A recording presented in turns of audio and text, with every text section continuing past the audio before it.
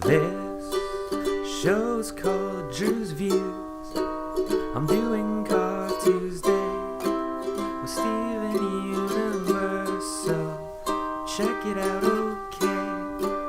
Now people love the verse, like, subscribe even.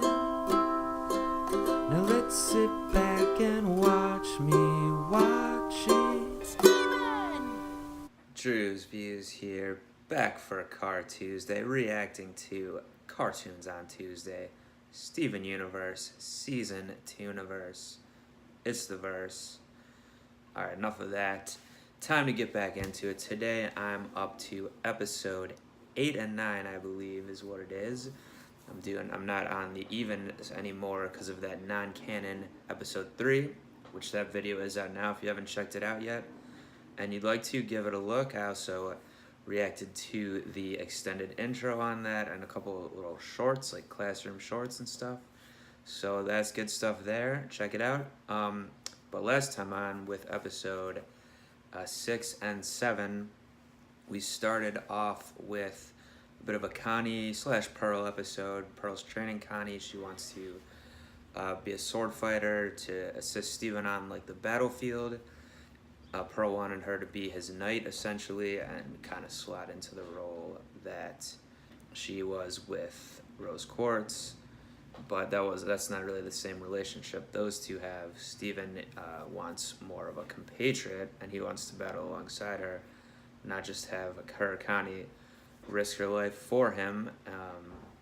Even there's a scene where he, not even meaning to, he puts a protective bubble up, thinking she's in danger, and then they come to an understanding at the end with Pearl, who's still a little confused over things, the past and everything. She said, "I want to protect you, Rose," talking to Steven. So in recent episodes, we'll be getting a little bit of this where, they're hammering home that Steven kind of is Rose, and some characters get confused about it still.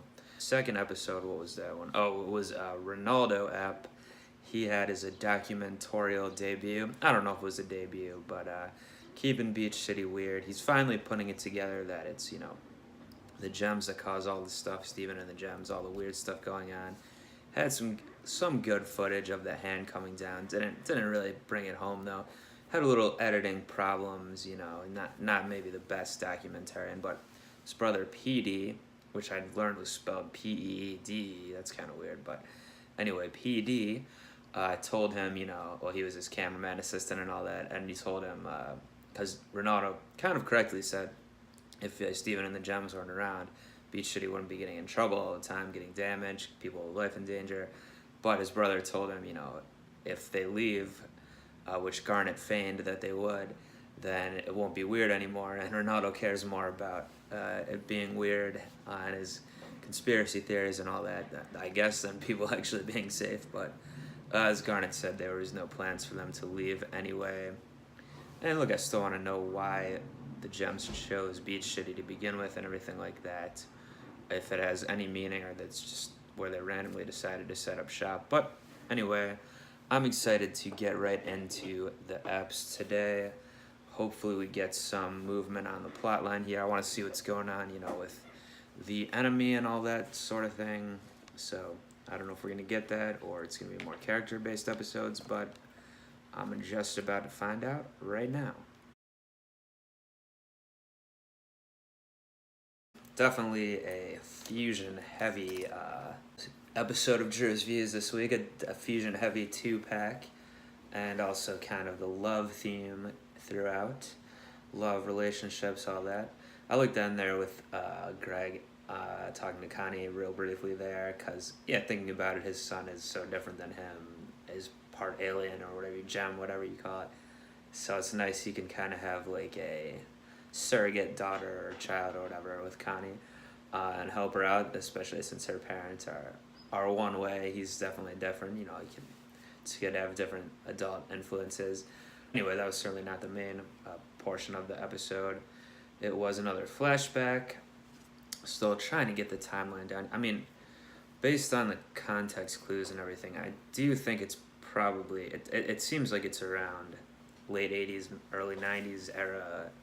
I mean, if it is like really showing the real world, you know, and like I said, the music style was different. I like the music in this episode. It was a little more like 60s vibe, but I don't think it's supposed to be then, obviously. That wouldn't make sense. He would be a kid then in the 60s, Greg, I think, or maybe even probably would have been born in the 60s. And the fashion seems 80s, like the gems are wearing. Like I commented on the last episode, or last flashback episode. It's kind of weird that they would keep up with the times, the gems, since they've been around thousands of years, but, you know, in terms of fashion and whatever, but you kind of take it with a grain of salt sort of thing. The show needs some way to show the era, I guess. And like the fusion between Pearl and Rose was called Rainbow Quartz. Was that what it was? Something quartz again. That fusion was dressed up like in that definitely a very 80s style. Like look up the movie with I think Jamie Lee Curtis and John Travolta from the 80s. I forget what it's called, but something about like working out or something, and they wear outfits like that. But anyway, yeah. So mostly fusion stuff. It was highly metaphorical, and this time they even basically outright said it at the end there. You know, Greg and Rose's relationship is having the effect of a fusion in a sense, even though they're not literally doing it, because they're together. And yeah, it makes sense that Garnet would be the one to push for that anyway.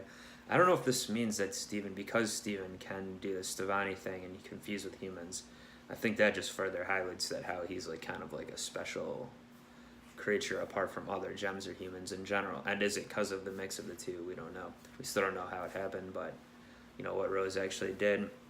Also interesting, you know, Rose said she had loved other humans before but hadn't been in love. I think that was the gist there. She was learning what that is from Greg.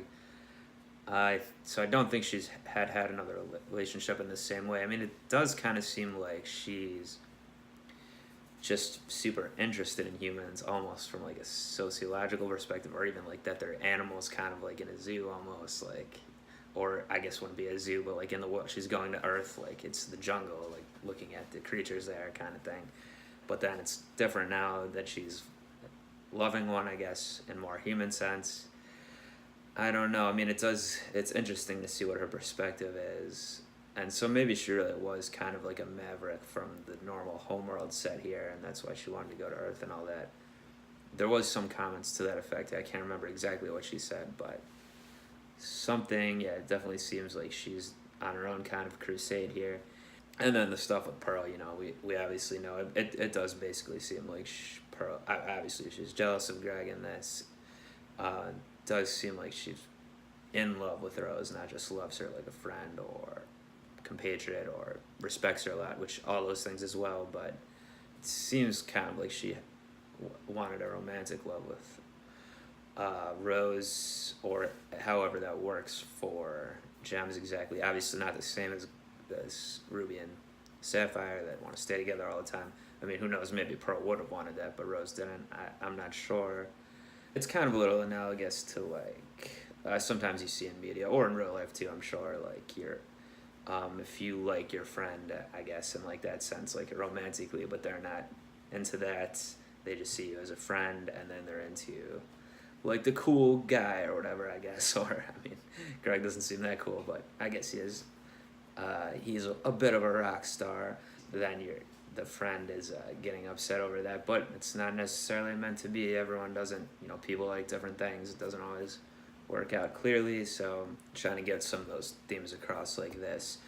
Yeah, so good episodes this week. Definitely liked them. I mean, I want to see they need to track Peridot down and get a hold on her for good, I think, or maybe Peridot will run into the other gems again. I thought they're still like in the water or whatever. Maybe they just are. I don't know where they are. We got to see that, but yeah, and I'm expecting some Ruby and Sapphire emergence here. See them separately again, since they getting talked about so much. A ton of fusion talk, of course. So all this fusion setup, I think it's going somewhere as well, other than just to give more character and background. So good stuff today. Listen, I'll be back next time for the verse. Episode 10 and 11 of Season 2. Like I said, check out that other episode I just put out for the non-canon stuff and some of the supplementary stuff.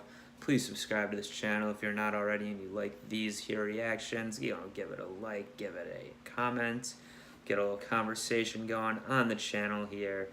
And until next time, I'm up out of here. Peace. Sounds good to me.